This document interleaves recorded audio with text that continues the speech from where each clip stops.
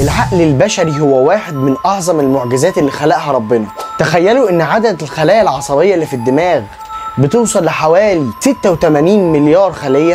كل خلية منهم ممكن تكون على اتصال بخلايا تانية، وده طبعا بيخلق لنا شبكة معقدة جدا بشكل رهيب.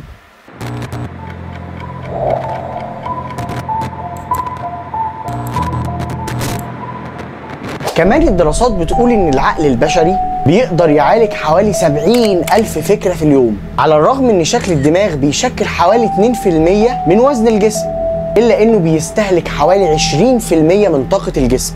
الدماغ بيقدر يخزن معلومات بحجم 2.5 بيتا بايت، يعني حوالي 3 مليون ساعة من الفيديوهات. انت متخيل؟ وهديلك دلوقتي أمثلة حقيقية. في ناس زي ليوناردو دافنشي وألبرت أينشتاين اللي استخدموا قدرات عقلهم بشكل مذهل. عزيزي المشاهد، دافنشي كان عنده قدرات غير عادية على الإبداع والتفكير العلمي، وأينشتاين غير نظرتنا للعالم بنظرياته العبقرية في الفيزياء.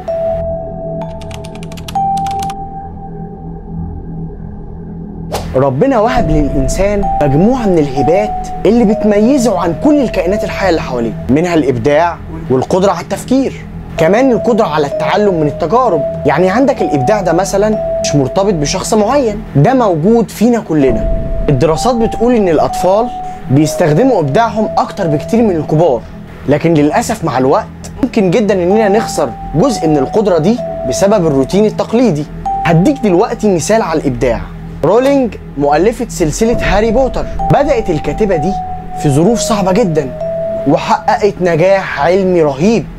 كمان عندك الإنسان بيقدر يتكيف في أي ظروف مختلفة. يعني مثلا عندك في ناس كتير جدا بتقدر إن هي تتقن لغات كتيرة بعد سن البلوغ، وده طبعا بسبب مرونة الدماغ وقدرتهم على تشكيل روابط جديدة، زي شاكيرا اللي بتتكلم أكتر من 5 لغات. كمان الرياضيين اللي بيرجعوا بإصابات خطيرة وبيرجعوا أقوى من الأول.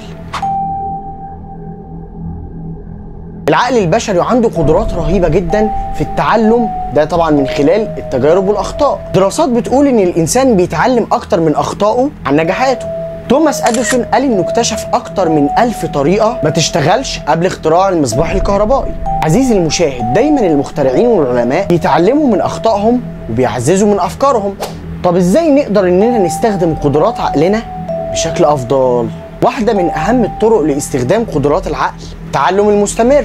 مش لازم هنا يكون التعلم من خلال مدرسة أو جامعة، ممكن جدا إنه يكون من خلال قراية الكتب أو حضور ورش عمل أو حتى من خلال الإنترنت. كمان الدراسات بتقول إن التأمل بيساعد على تحسين وظائف الدماغ وتقليل التوتر. كمان الأكل الصحي بيساعد على تحسين وظائف الدماغ، اللي طبعا فيها الأوميجا 3 زي السمك والمكسرات، بتكون مفيدة جدا للدماغ. وكمان ممارسة الرياضة. عزيزي المشاهد، الرياضة مش بس مفيدة للجسم، كمان مفيدة للدماغ. الرياضة بتحسن الدورة الدموية وبتخلي الدماغ يستقبل أكسجين أكتر. كمان النوم الجيد بيساعد على تجديد خلايا الدماغ وتحسين الذاكرة. وفي النهاية عزيزي المشاهد، عايز أقولك إن عقلنا هدية عظيمة من ربنا ولازم نستغلها. ما تنسوش تشتركوا في القناة وتعملوا لايك للفيديو. الله غالب. سلام.